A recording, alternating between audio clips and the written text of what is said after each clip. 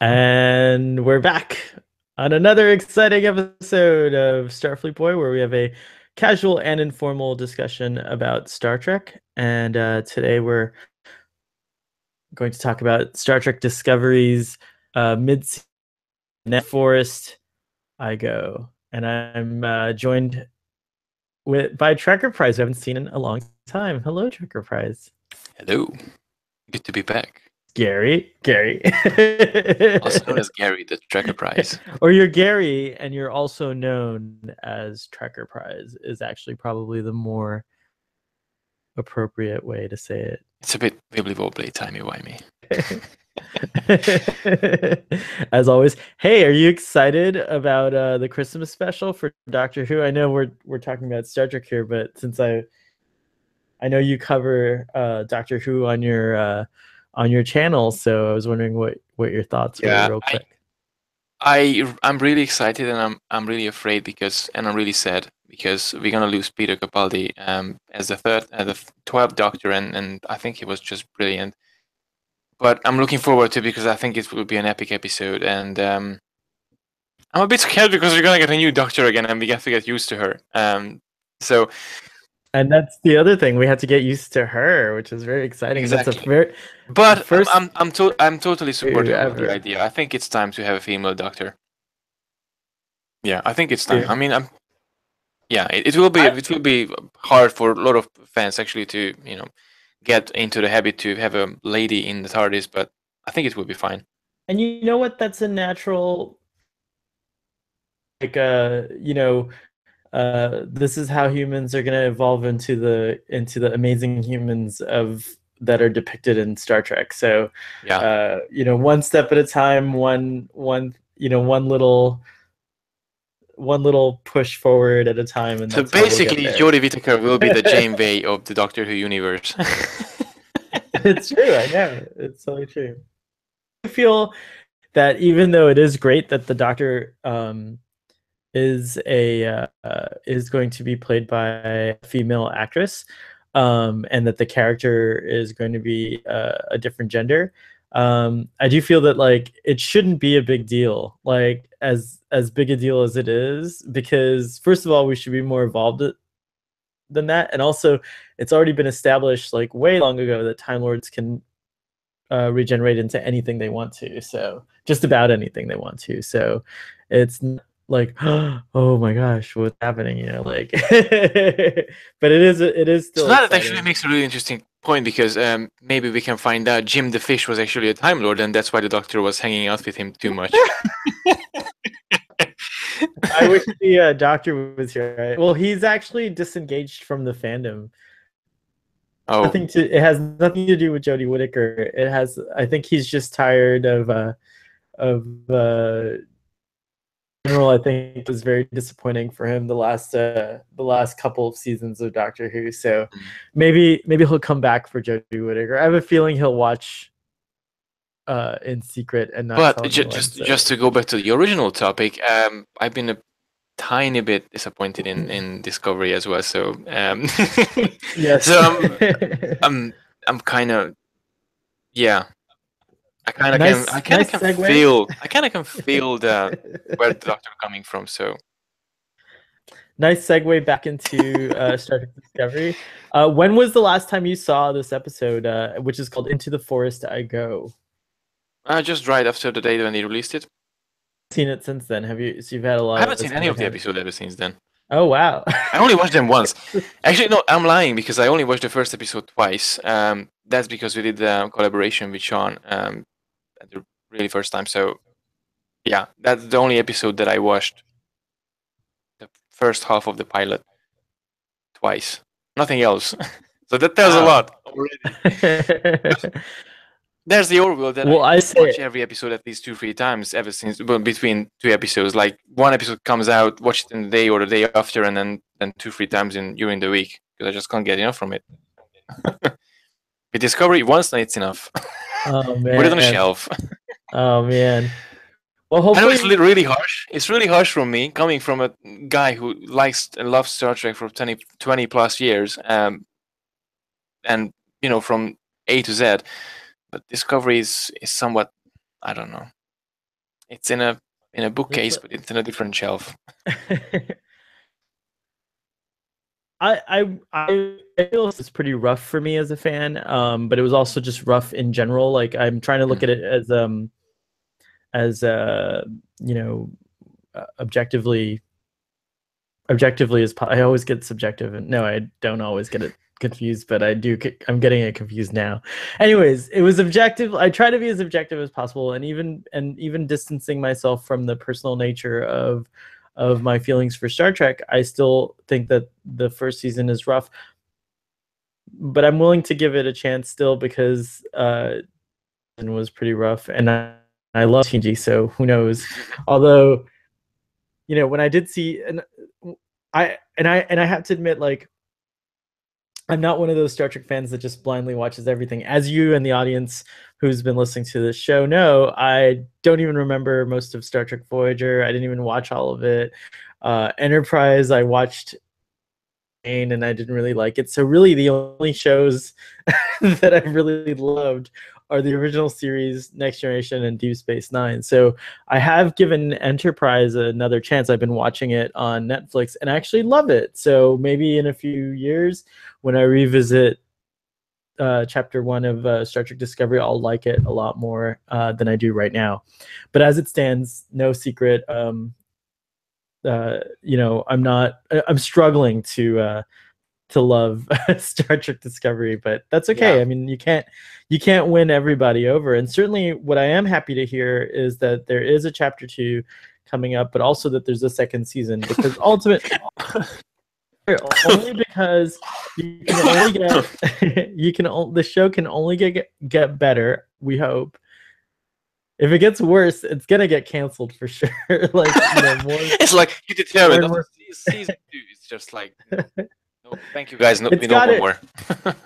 No, it's got to get better. It can only get better. And now that the Klingon thing is over, I think we can move past it, hopefully, and start exploring and being explorers again in the prime timeline, which is where the Discovery is now. But we'll talk more about that.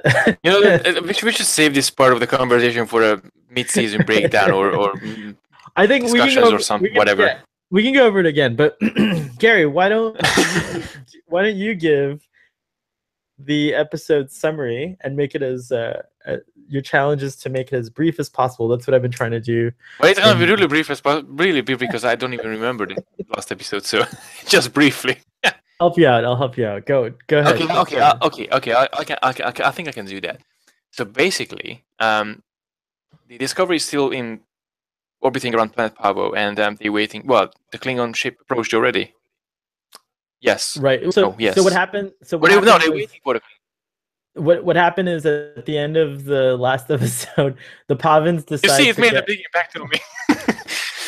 The Pahvans decide that they're going to get involved, and so they send out, instead of broadcasting the music of Pahvo, they decide to broadcast instead a signal only on 2 frequencies. That's Starfleet frequency and Klingon frequencies. So this attracts the attention of the Klingon ship. What's it called? The sarcophagus. The ship of the dead. The ship of the dead. Arr, Pirates of the Caribbean. Anyways, that is what it is. Yeah, it is. Well, you said it. So basically the 2 ships confront each other, Wait. First, Starfleet's like, get your ass back to Starbase 46. Oh yeah, they want to have Discovery back in safe territory. But then that would mean actually the Klingons will destroy Pahvo, and Pahvo is defenseless, and Discovery is the only line in defense. And so they come up with a. Captain Lorca decides not to use the spore drive, just go back in warp speed, which takes a couple of hours, so they have time to figure out how they can actually solve the situation around planet Pahvo. In the Discovery, almost said Enterprise. In the Discovery, they come up with the plan as they have to do 130 something micro jumps to pinpoint. Yeah, so they come up with an idea that, like, apparently they don't Pahvo anymore to uncloak, to discover where the cloaked ships are. If they put sensors on board this Klingon ship and then do 133 jumps around the ship to scan it, there's an algorithm that can calculate where a cloaked vessel is. Even though they're able to detect the energy signature of a cloaked ship because Ensign Reese or Commander Reese or whatever his rank is, Lieutenant Reese, says warping away just after they concoct this idea. Lieutenant Reese says, "Captain, we're detecting the energy signature of a cloaked Klingon vessel entering orbit around Pahvo."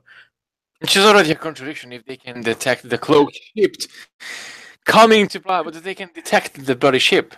We can detect the energy signature. Oh gosh. So anyway, the discovery. Yes, we do have to come back to this. So I mean, that's it. The discussion can end right there to show how. Well, in a way, no. Well, yeah. We can just go right into it.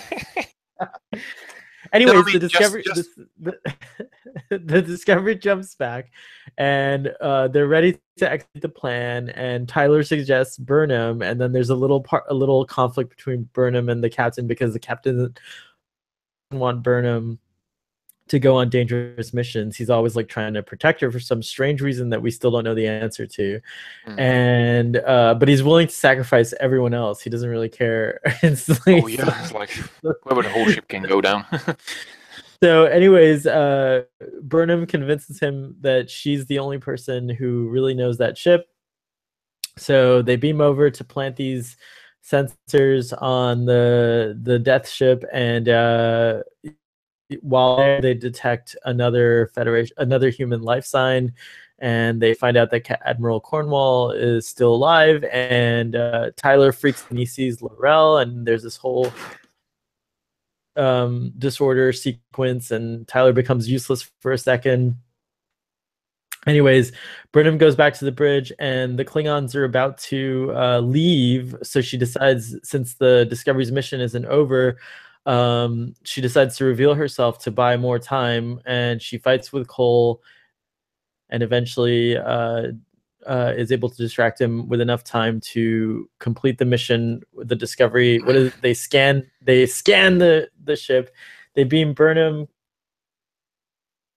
Cornwall, Tyler, and L'Rell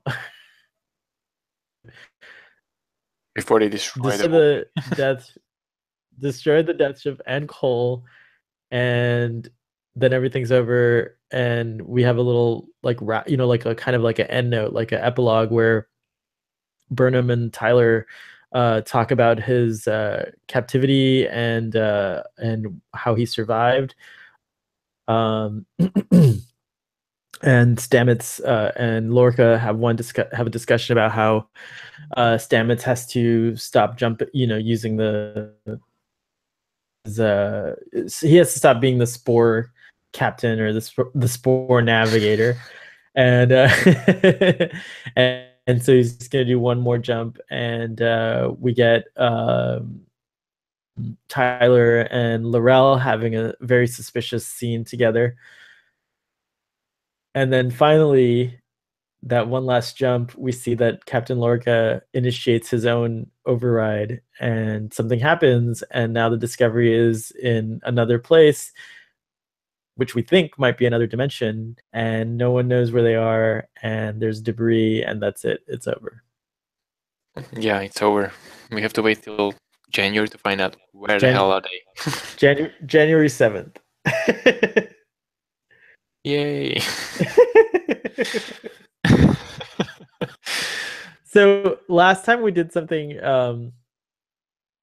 we started something a little bit different and new. We just started to talk about Doctor Who. I think that's quite different. Now go on. Well, we did this thing where it was like stuff we like, stuff we didn't like,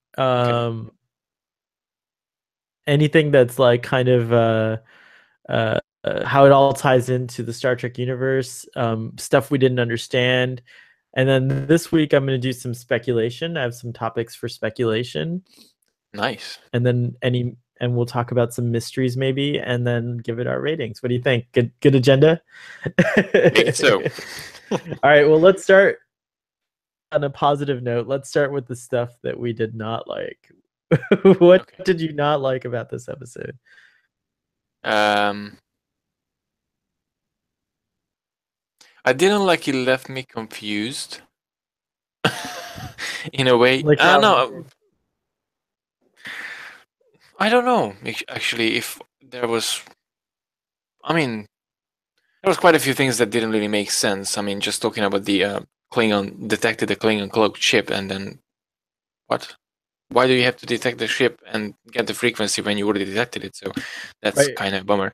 Well, it's a little strange. Like I maybe we can techno. Let's do a little techno discussion about this because um early in the episode, I actually rewound the scene just to make sure I heard it correctly. He says we're detecting the energy signature of a cloaked. Not only can they detect this energy signal, but they know that it's a Klingon energy signal and that the vessel is cloaked. So it's like a little Mm. confusing because it's like you basically know that there's a cloaked vessel within reach, and traditionally a cloak is a cloak. Like you don't energy signal, you don't know anything. The only thing was in Star Trek 6 because it was an older model bird of prey apparently. Mhm. It gave off gaseous anomalies, but at this point in the universe, like there's no gaseous anomalies, and they haven't come up with that plan yet. So the only way you would know is the one technology was at this time uh the cloaking screens, you have to actually uncloak in order to fire upon your enemy. Yeah. Cloaked, it's a bit cloak. So it's a little Mm. confusing that that was the case. And then they spent last episode with such an emphasis about how the big deal the transmitter was and how important it was and how it's going to be the crucial thing to end the war Mhm. because it'll allow the Federation to detect cloaked vessels like a sonar. So again, this is one of the things about Discovery that I think is probably not frustrating to everyone, but to people who are like myself, that are like into the technology and the science, it just doesn't seem like they have a very the writers are not interested, I don't think, in keeping Mhm. continuity technology in the science, and that's pretty clear because even the special effects like are so all over the place. Like nothing really is very consistent. However, I will say that the shot in this episode in the beginning of the episode with the Discovery orbiting the planet was really pretty, and it actually looked good in terms of this. It was one of the first instances where I thought that beautiful, and I No, felt that maybe I totally agree yeah, with you. I mean, the visuals in this episode particularly, I think it was breathtaking.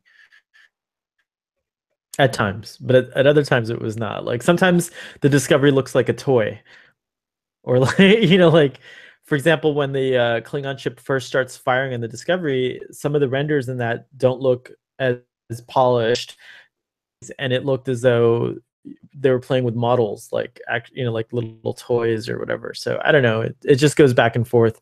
I think if you're gonna use CG technology, you can use like really wide angle lens, fake lenses because it's obviously computer generated, or like do some really tight. What's that? Gary. Oh, we lost Gary. Hello, Gary.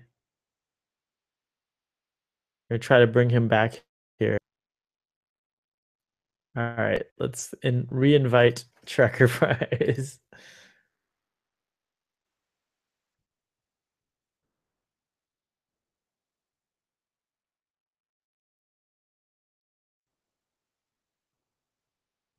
Well, audience, as you know, I'll take this moment to say, uh, sometimes we have technical issues. That's the nature of the world we live in. But while we're here, if you have a chance, go check out Trucker Prize's channel. And also, if you haven't already, you stay, apprised of what we're doing here on Starfleet Boy. Please subscribe here, and you can find us on Twitter as well, and we love to hear from you. So your thoughts are welcome and what you think of this episode. So hopefully Gary will come back in just a minute. In the meantime, let's go here.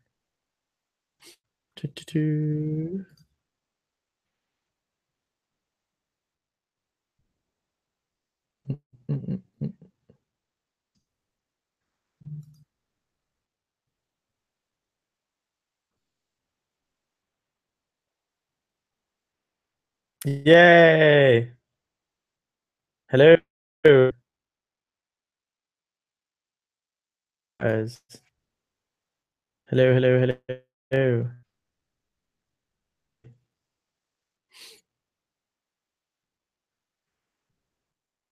He just left.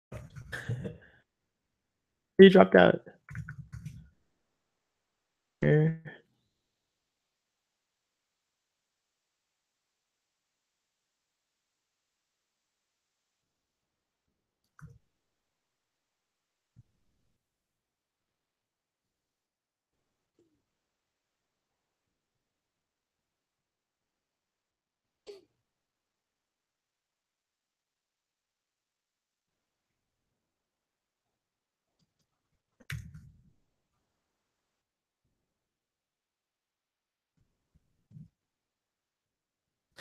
You know, I don't know if any of you in the audience is in retrograde, and that would explain some of the technological issues that we're having. If you acknowledge retrograde causes problems with technology.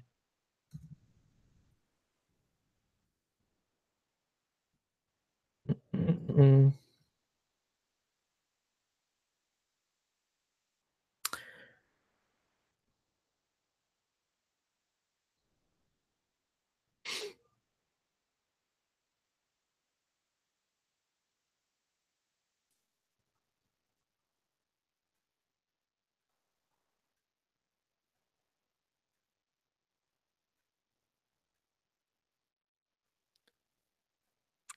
That does look like Encounter Point.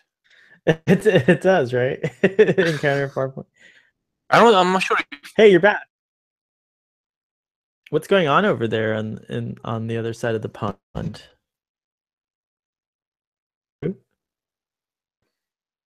Hello. This is like your technology suddenly. You know what you can do? No. You can just go to do the audio only, see if that fixes it. Audio only. I mean, I'll be talking to an icon, but at least the audience will be able to hear you. So if you go to your up to your little control panel at the top, you can turn the camera off. I did. So you can't see Oh, there me you anymore. go. See, you're much better now. Let's see if it stays that way. Okay, let's go that way. You see what you see? Should I go to that too? Let's see. It'll be Starfleet Boy. Let's see what it looks like. Oh, look, it's Starfleet Boy special. Ooh. You just see icons going back. This is actually better because most of the podcasts out there, podcasters out there don't use any live footage. So some of them just have like a still image and that's it. You just literally just listen to the podcast. So I want to take this moment to say that the logos that you're seeing are both designed by Trekker Press.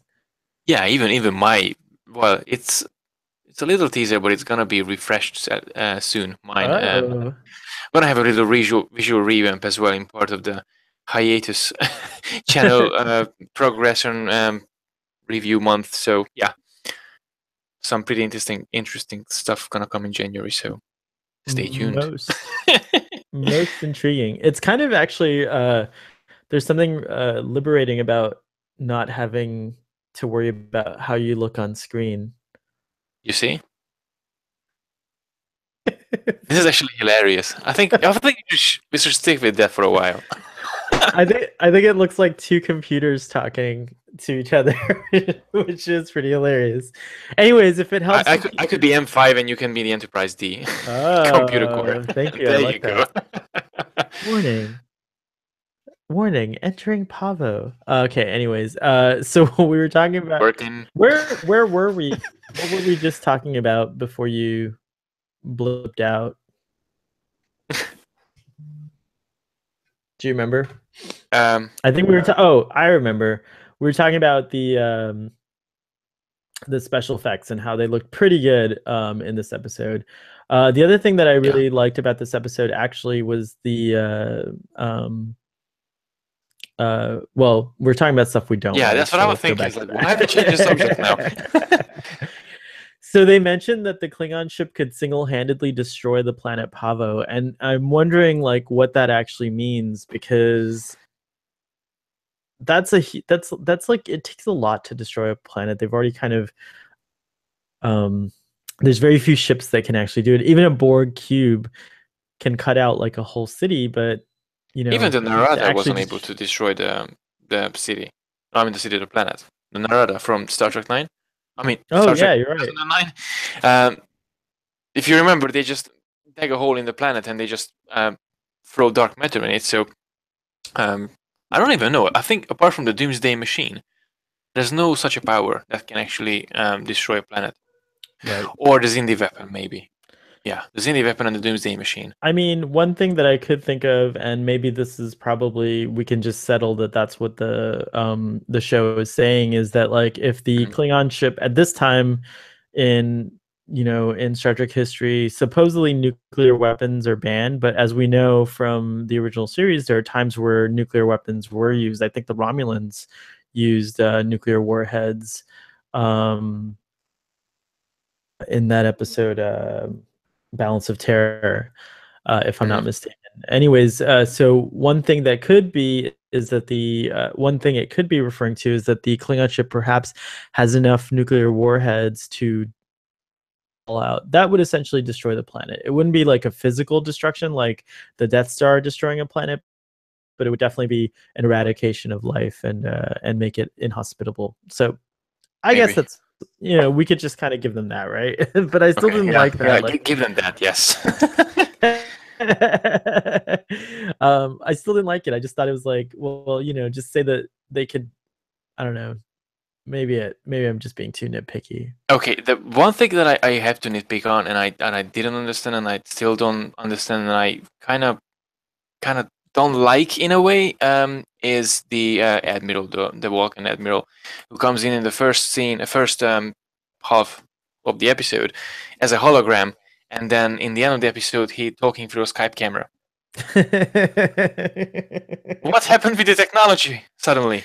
Just vanished, disappeared, or the sensors are down, or I don't know. The spore drive made it impossible to use it. They ran out of budget, but I guess that would actually, I guess that would actually give credence to the argument that some fans have made, that the reason why the holographic technology works is because like that it's okay to have it on Discoveries, because maybe it's not reliable and they abandon it later on. So this could probably be an argument for that. So yay, Star Trek Discovery is finally getting back to its roots. Its roots. But I didn't even notice that, so that's a pretty interesting catch. Let's see, I don't know, in our last discussion when I was talking with Sean, I said that it was kind of like weird, the scene where Captain Admiral Cornwall gets electrocuted. First of all, L'Rell doesn't get electrocuted, and she's holding the Admiral in that scene. So maybe Klingons are unaffected by the electricity on their ship or whatever, but who knows?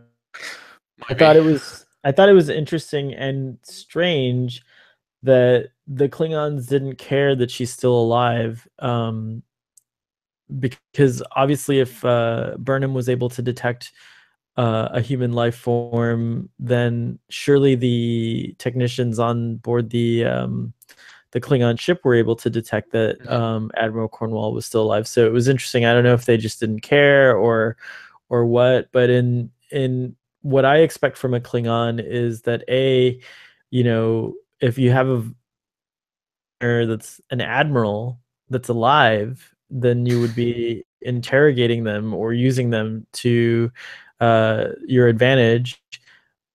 So it was just a little strange. Yeah.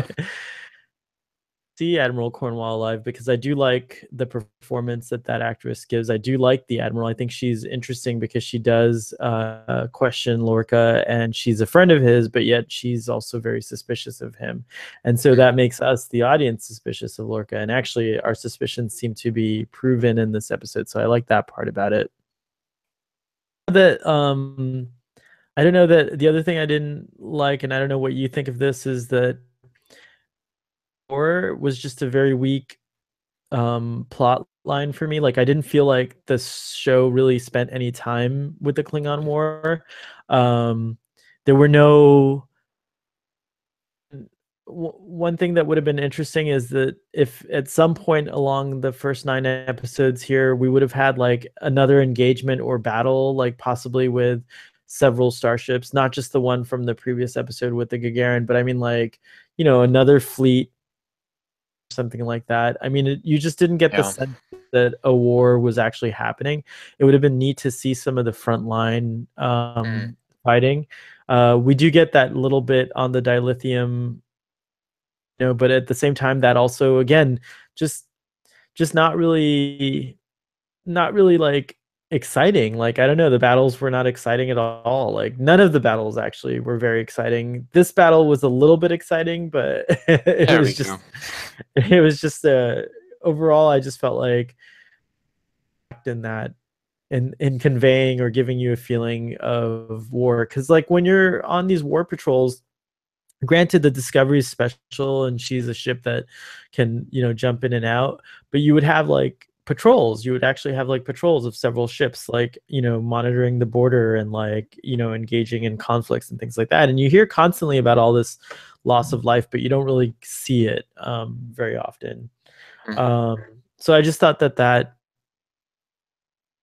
the way that they were saying, oh, we destroyed the sarcophagus ship, now the war's practically over, that's it, yay, you know, it's which is kind of false. And the other thing is that I just, obviously that's not the problem of well, it's a problem of storytelling, but it's a problem of the shortage of this first chapter and the season itself. Because if you remember the Dominion War, you could feel almost in every episode, okay, you're in war, and even you had like funny episodes and light episodes, you still got reminded, okay, there's still a war going on, and there's casualties, and there's ships missing and disappearing and destroying and everything. But that, because in that case you had so much time to actually explore this side of the series. In Defense of Discovery, they didn't really get this much time to stress on more on the subject of the war. I mean, that's just my opinion. But when I look back at this, like chapter 1 as it's being called, like what actually happened, and my overall feeling is that nothing happened. Like, you have like this awesome ideas that are these awesome ideas. Okay, so here's something could have been more emphasized, or like the payoff could have been better. You have Burnham, who is a decorated Starfleet commander, and who falls from grace, and now this is the moment, this last episode, this mission that she's on should have been the moment where she's able to redeem herself, and she actually does do a good job. I mean, like, the Admiral even witnesses this, you know. I mean, like, you can't tell me that the Admiral, who was against her in a few episodes ago, now she's here, and she's and Burnham's like, I'm not going to leave anyone behind. And the way she, you know, is just so brave, and she's like, you know, the mission's pretty much because Tyler has his PTSD episode, and so yet she's like, no, I have to see this through. That's so admirable. That tells you that, like, this is a person who may have been wrongly accused. So we get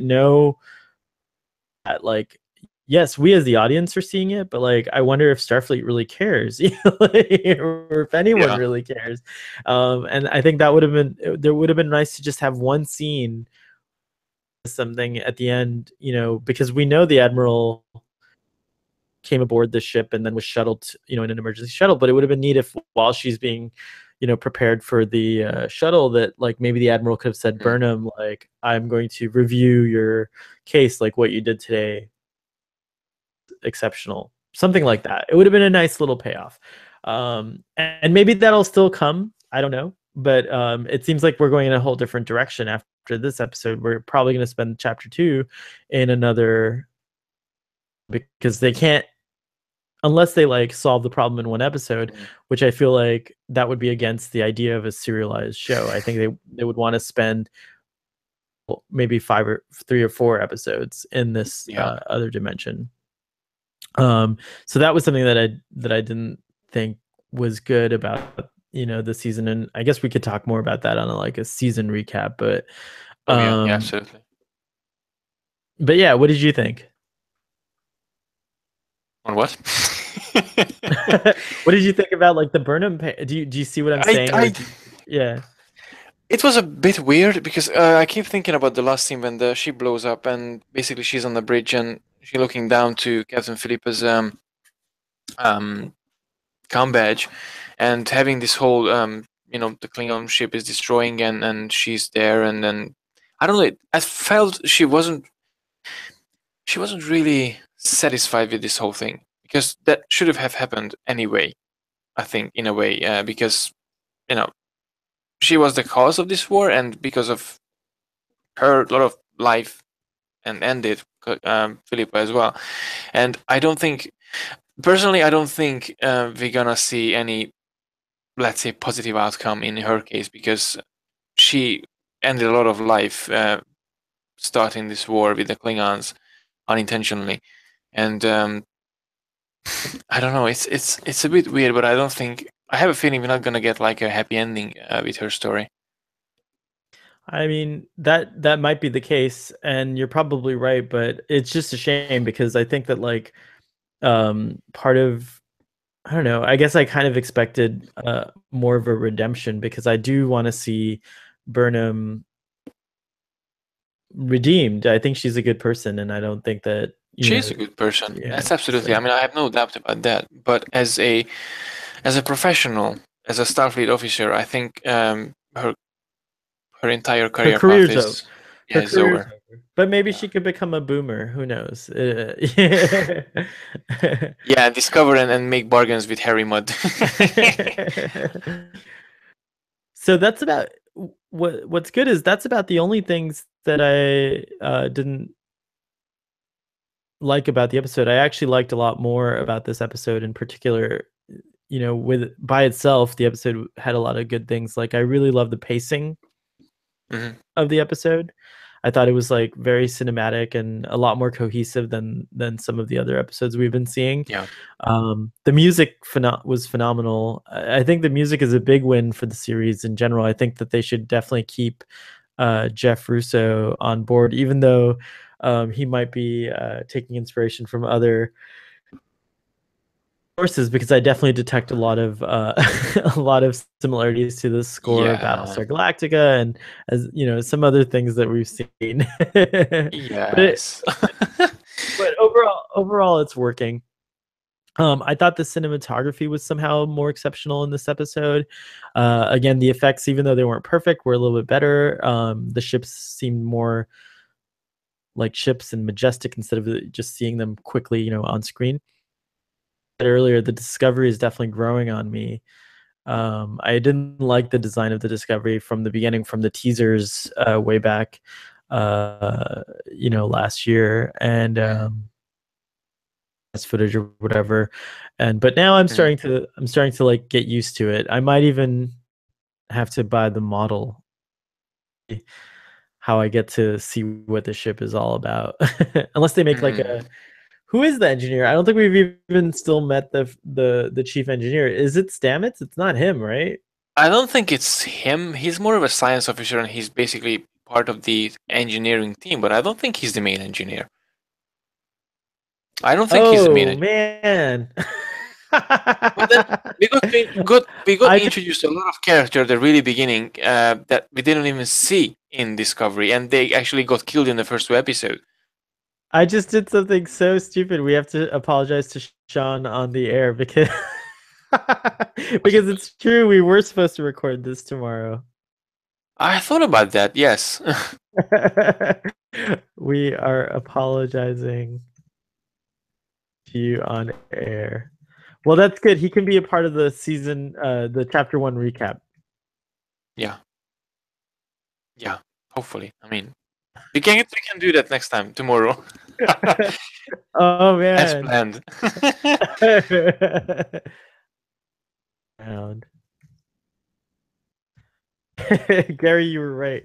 All right, audience. Just to show you how disorganized I am as a host, I people wrong.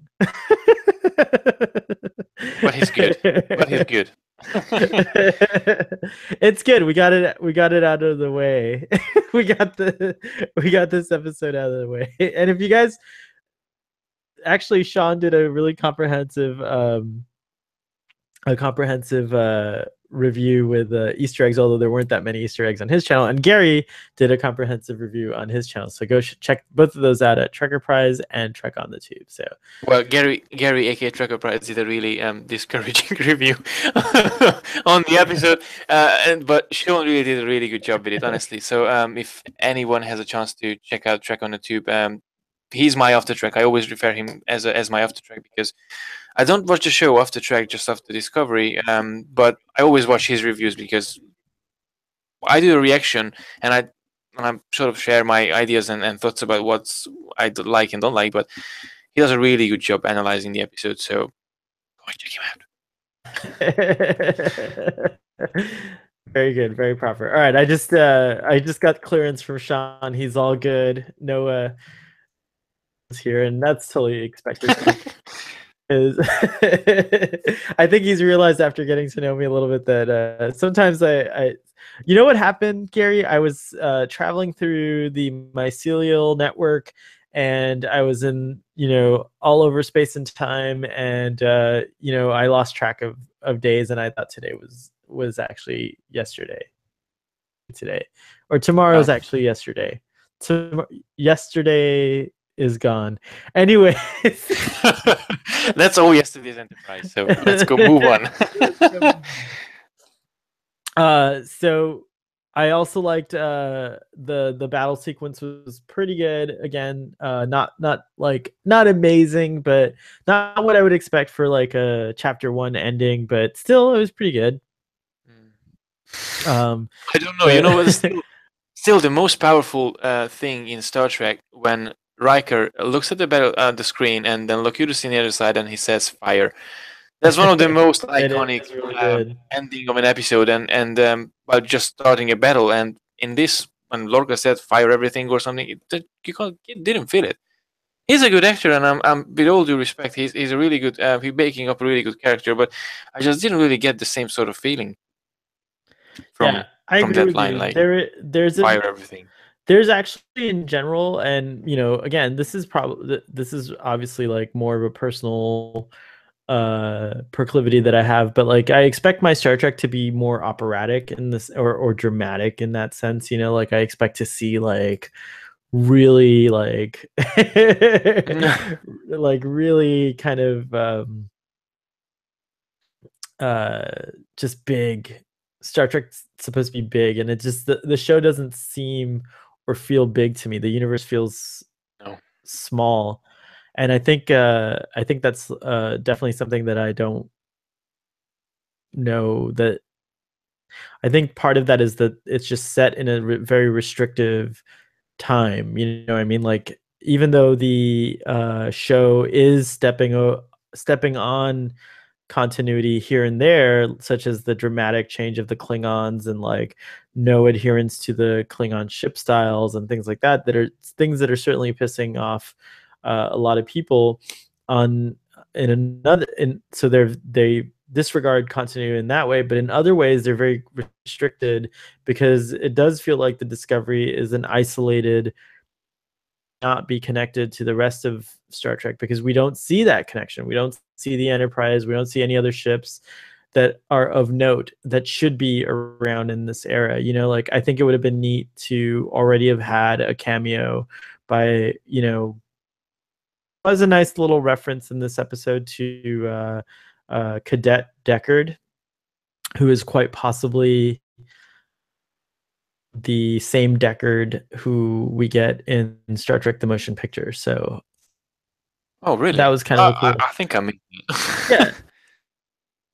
In one of the scenes at the end, when Burnham is walking through the corridors, you hear in the background, "Cadet Deckard, please report to the ready room." Huh. It's like a little thing there, so who knows? It could be him. Yeah, it's kind of a that's cool. I mean, that's cool. definitely. But again, I think we talked about it a couple of episodes before. It's like fan service. Yeah, it's definitely fan service. And it also implies that it happened to the Discovery yet, because well, again, it just depends on what The universe best is yet to come. Yeah, so because if Cadet Deckard's serving on the Discovery, it means he lives to he at least lives to go on to the Enterprise later on. But I always just assumed that Deckard served on the Enterprise and he got promoted from the ranks of the ship, but we'll see. I I thought that I think it's kind of weird. One thing, going back to a thing that I just remembered that I didn't like, is why is the Discovery's logo on every single piece of technology that they have? Like, you would think these sensors that they have, they're going to put them on a ship to, like, to hide them somewhere. It's like, what? Well, let's say that the Klingon ship didn't blow up, they would have discovered this and they would have been like, yo, it's got sabotaged by the USS Discovery, and then when they take it to court, no way to prove. there's definitely, like, we definitely know this is not a Section 31 ship, because they've got their logo on everything. It was Well, Section 31. but you remember the first, I think it was the second or the third episode when Burnham gets to the Discovery, and there's no explanation for those blue badges, the black badges. Oh yeah, no. There's a lot of things like that, which actually we could touch on, but there's a lot of things that are just mysteries that were never solved, and I guess we'll touch on that in our. Yeah, let's keep this in the mid-season preview or something. Yeah, totally. For tomorrow when we actually have Sean on the episode. He can correct it. Let's see what else. Love the scenes between Stamets and Culbert. I thought last episode Stamets was off, like he didn't seem like himself, but in this episode it was a lot more what I would be like, just more compassionate, concerned, of course, that he has some problems, with jumping that are happening to him physically, but not back to being grumpy and, like, belligerent as he was before. No, I kind of like the balance between him and Colbert. Was really, I think it was delicately and nicely executed. So I really enjoyed watching their relationship, and not just that part. I mean, the whole episode has some interesting bonding between the characters. Saru and Burnham in the really end of the battle scene, when the sarcophagus ship destroyed. That look on Saru's and Burnham's face when they look to each other, and okay, this is like we took revenge on Captain Georgiou or something, and okay, this is something that we achieved together, or or that moment in the engineering. It was really, I mean, there was quite a few moments in this episode in terms of the character bonding that I really enjoyed and admired. So that was really a nice the character moments overall. I think in this episode and in the entire series was really cool, and that's one of the reasons why I'm on a 60% like side in terms of Discovery. So yeah, that's pretty good too. Characters definitely. I thought that, like, the last episode was I'm kind of ignoring it because it took Saru in a direction that I thought was just not fitting or becoming of his character. So I kind of like that here he's back to normal, but I just didn't think it was a successful the way that the story was told in the previous episode, if you took out the Pahvo episode, it wouldn't make a difference, I don't think. Like if you just you know what I mean? Like Yeah, it was just that a was pretty, still one of the weirdest one. it was pretty, yeah, I'm still wrapping my head around that one exactly. It's like nothing here, basically. So my favorite thing, I don't know if you'll be surprised by this, but I actually kind of love Lorca's deception. I think it's very intriguing. I always kind of knew it, and this whole time Lorca's been spending a lot of time gathering data on the mycelial network, and I think it's particularly interesting that he he had already a predetermined set of coordinates that he was going to already had this plan to jump to wherever they are. Like he's, and maybe he doesn't know exactly where they are, but he totally purposely pushed the Discovery into an unknown place. And I am very curious. That's pretty much the one thing that intrigues me the most, is what is going on with Captain Lorca. And there are some interesting theories out there.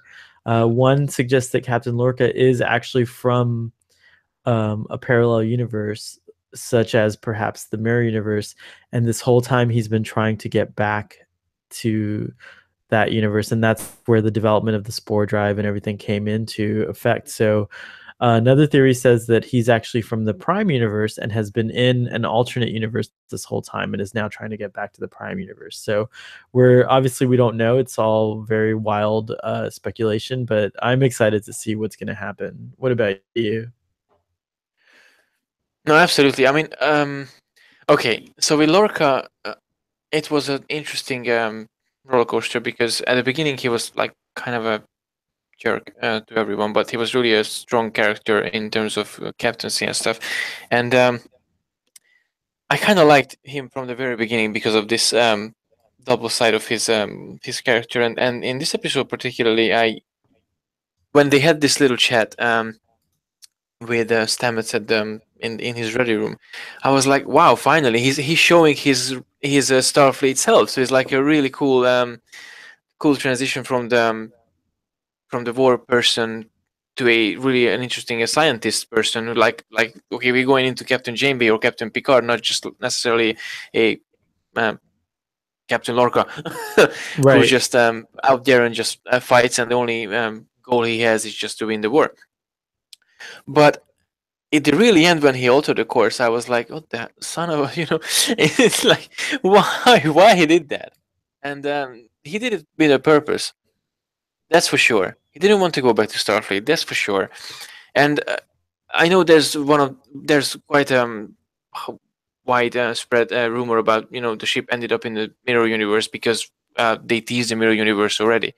I would disagree with that because I would definitely disagree with that because mirror universe could be just like one episode. I don't think there's gonna be a crossover or something in the next episode. No, actually, I think Jonathan Frakes or somebody let slip that there would be multiple mirror universe episodes. So I do think that maybe they're going to spend, and again, it would be befitting of the serial nature of the show if they spent more time, and it would be different and unique because we've never done that before. The mirror universe episodes have always been like one parters or two. Was the Enterprise one a one parter or two parter?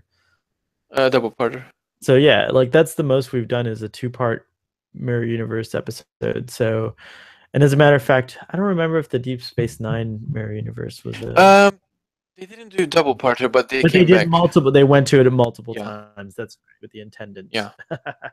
Which Anyways, was good. The point is really good. Yeah, I think it would be interesting if they did. Maybe all of Chapter 2 is going to be in, or most of Chapter 2 will be in the mirror universe, or this alternate necessarily be the mirror universe, because I think or just make it even more interesting, it might be an alternative mirror universe, alternate different dimension of the mirror universe. I mean, as long as we have Kelvin timeline and Prime timeline, we can have Kelvin mirror and Prime mirror and Discovery mirror.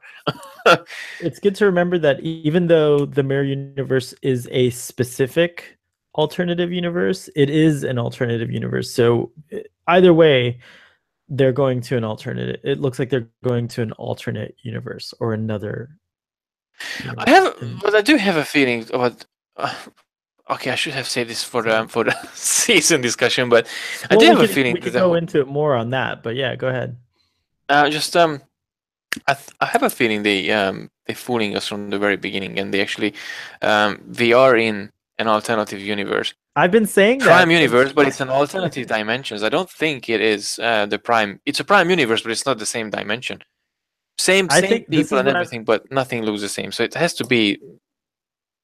Yeah, I've been very suspicious about Discovery since the beginning because something that one of the producers said is that they said um, errors, they're very aware of them, and it makes sense because like I'm not like, you know, Star Trek fan that can tell you every little detail and knows like all the facts, but I know that there are super fans out there, and I know that they would like there's got to be like, not all the writers are super fans, and that's natural. I mean, you can't expect like every single writer to know every detail about Star Trek, but I know that they have super fans on staff, and so it just seems impossible to me that no one's mentioned to them these things. And again, the D7 battle cruiser, that's like so intentional and so specific, and it looks there's like different. an iconic ship as well, not just the Enterprise. The D7 is an iconic Klingon ship, and so to get it wrong, to me, it indicates that that's a purposeful, intentional thing. Like, you know, like they're doing it for a reason. And so I've been very suspicious about what timeline or universe or whatever you want to call it the show takes place in. I think it will end up in the prime timeline. I just don't think it started in the prime timeline, or that it begins in the universe that we know with Kirk, you know, that we've been following originally. Yeah. Star Trek's gotten very crazy like that. But you know, we'll see what pans out. But I've had a suspicion about what you just said. I've been thinking about that for a long time, and a lot of people think I'm crazy, but I have a feeling that I'll be redeemed when the time is right. I really hope. A lot of sense. I would love. Honestly, it would make a lot of sense, and it would actually paint the show in a slightly different light. I mean, I would still have some of the problems with the overall, all the loose ends that are being left around, but I think that maybe, you know, if the show runs for a long time, they can revisit those things and kind of tie them up. You know, I'm glad you thought about that, because I've been thinking about it too. Minds are think alike. Yeah.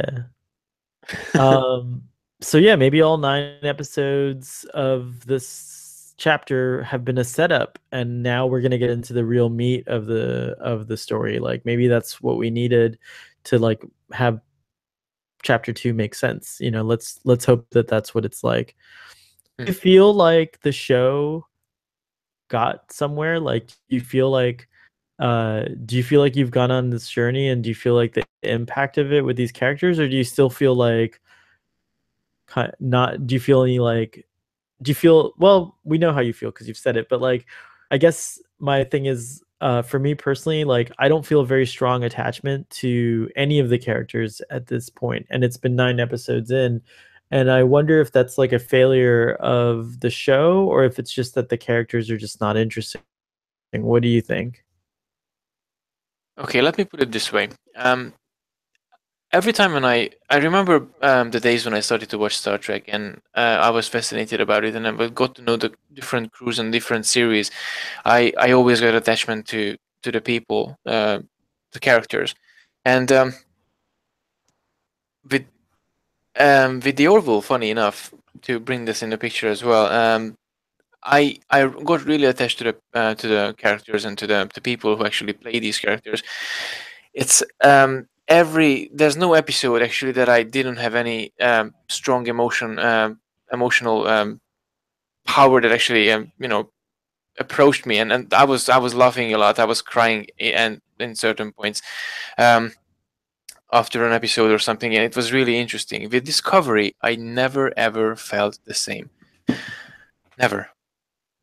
I had watched episodes that I had like one or two giggles.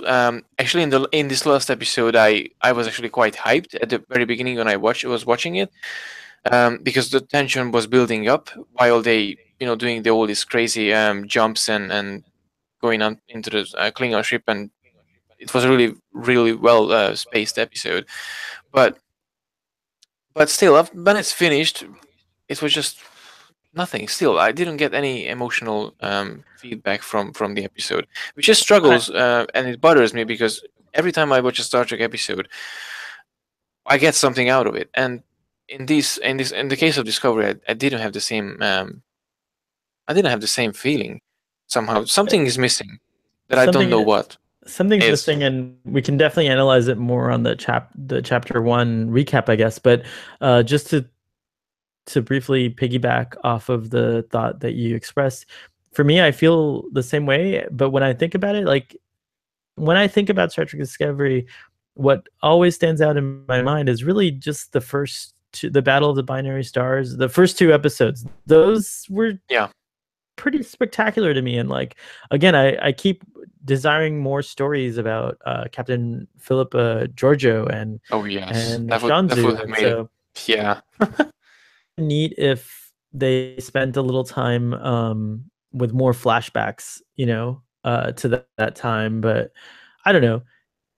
There's a lot of things that I would have done, but I'm not the writers for Star Trek, and I'm not saying that I even have the talent or the capability to do what the writers do. I have to give them, um, my full Trust. bow, my full trust and full bow, because they can, even though they're not doing maybe what I think, they're still doing a way better job than I think I might have been able to do. So I have to say that, it's a tough job being a writer, and I think again, I kind of trust that things are intentional and that there's a reason for all this. And so we'll see what happens in chapter 2. But at the moment, I'm left a little baffled. I'm left like kind of like about what the future holds. Something that I Yeah. thought was weird about this episode was the whole Tyler Voke L'Rell sex flashback Yeah. torture thing. That was kind of new, and it's I get it that L'Rell triggered this, right? But like, why didn't we have Tyler suffering? It would have been more impactful, I think, if Tyler somehow was suffering this the whole time. That if they could have spent a little bit of time in previous episodes just hinting that he's suffering from post-traumatic stress disorder, but he seems completely You didn't fine. even get that aspect of the character. You didn't even get that from Tyler, because if someone Yeah. spent on a Klingon prison ship like 6 months, 6 7 months, you expect something like that happening all along duty, and then do your normal things and just officer. I mean, and Hey, yes. Gary, you're breaking up. Gary, hello. Hello. Oh, There can you you hear me? are. Yes. I think the gist of what you were saying is that it didn't fit, like, kind of thing, Oh, just kind of seemed too sudden, right? yeah. To admit, although from the visual effects side and the makeup side, from the makeup side, it was really interesting to see the Klingon makeup in its fully, let's say, glory. Even if it's totally alien at the moment, but it was really nice to see the full makeup.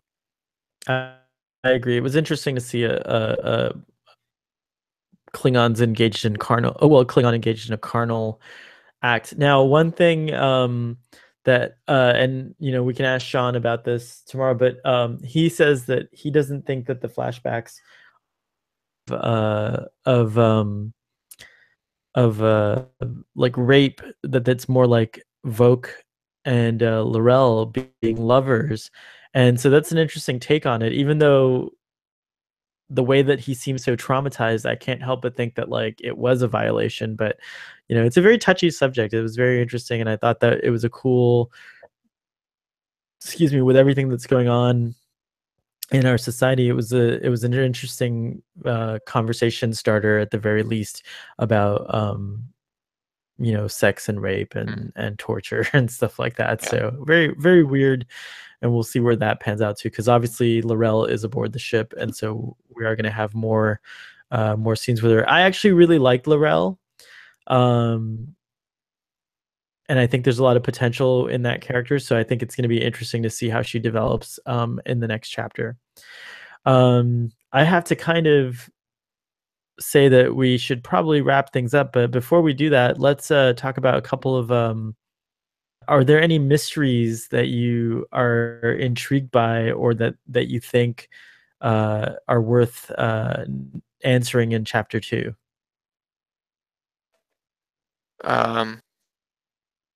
That didn't get answered, maybe. Mysteries. Okay, I think the one major mystery is Captain Lorca. Yeah, for me, I agree. that I definitely want to get an explanation for. Where is Discovery? But that's kind of hint towards second. That's not really the big hint from the entire series. But Captain Lorca is definitely one of the biggest hint. Plus the Tyler L'Rell.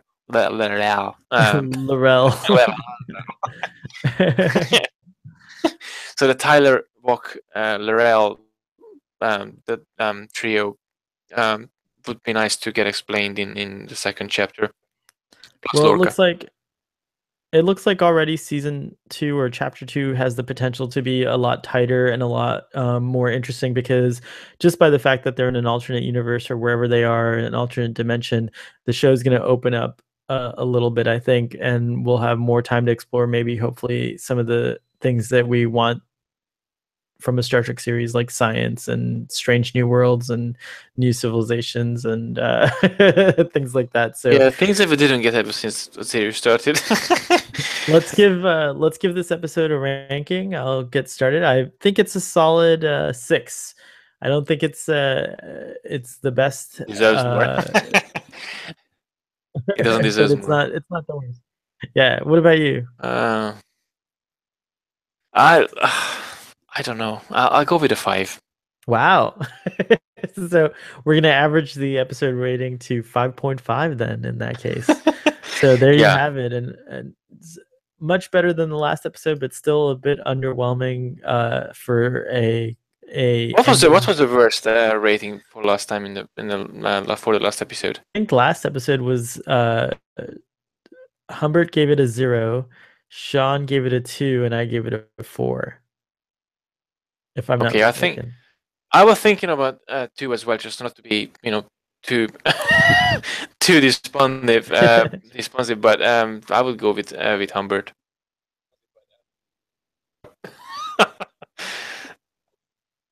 Oh, Sean says that he liked this episode. Let me ask him what his rating is, since he's online, real quick. Let's get that out of him. Let's see. This is a really interesting dimension that we entered in. So Starfleet Brain Tracker Price has we are still connecting with Sean as well. So even though he's not with us, he's with us. And he's channeling through his voice. Just to fill up the guess, why are you talking with him? Today's actually his day off, and tomorrow is too, but I think he's spending time with his family today, so tomorrow was designated for us. But it's good, because we'll get the episode recap, and I hope, Gary, that you'll be able to attend as well, and we'll talk more about scheduling offline, and I'll have to get my act together a little bit. I'll be here. Probably the same time as I arrived today, so wonderful. All right, well, audience, we would love to know what you thought of episode 9 of and we would also love to hear some thoughts that you think that we should discuss, some ideas that we should discuss in the season 1, or I should call it, the chapter 1 recap, which we're going to do tomorrow. So everyone has 24 hours to submit any questions for us. It's a bit of a short notice. No pressure. I still haven't gotten Sean's rating, so we'll probably have to update everyone on that. But before we go, there's some really cool things that came out in Star Trek news. One thing that I want to talk about, there's a new movie with Dakota Fanning that looks Ah, really exciting. So everyone go check out the trailer for Please Stand By, starring Dakota Fanning, Toni Collette, and Patton Oswalt. And it's about a young lady with autism who is writing a script for a Star Trek TV show where Spock goes to Deep Space Nine, which is kind of, actually, if you think about it, it's a pretty neat idea. I wish they actually did do that. and it So can happen because Spock was still around, so yeah. yeah, absolutely. Um, and the other thing that was a little bit of a shocker and a little controversial is that Quentin Tarantino has expressed interest in producing and directing possibly a Star Trek film. And I just want The to say new JJ personally, movie, right? The Calvin movie, the fourth one. JJ would probably produce it, but yeah, no, the fourth Kelvin movie is happening, I think, with JJ at the helm. But this would be a fifth movie or just a movie set in the Kelvin timeline, directing. And I think there's a lot of potential there. So we'll see what happens. All right, we still didn't hear. I bought Sean enough time, but we still didn't hear from him for his rating. Gary, even though I didn't get to see you for most of this episode, which is not important. I don't think that our fans really care about seeing our faces. They Especially probably as long care as they more. listening on us in a podcast form. I should say our audience. I'm very emphatic about saying audience, not fans. So our audience doesn't really care about seeing our faces. I don't think they are more interested in hearing about Star Trek Discovery. So hopefully we provided that service today, and I I look forward to talking to you next time. Live long and prosper, and see Live you long next and time. prosper. See you soon.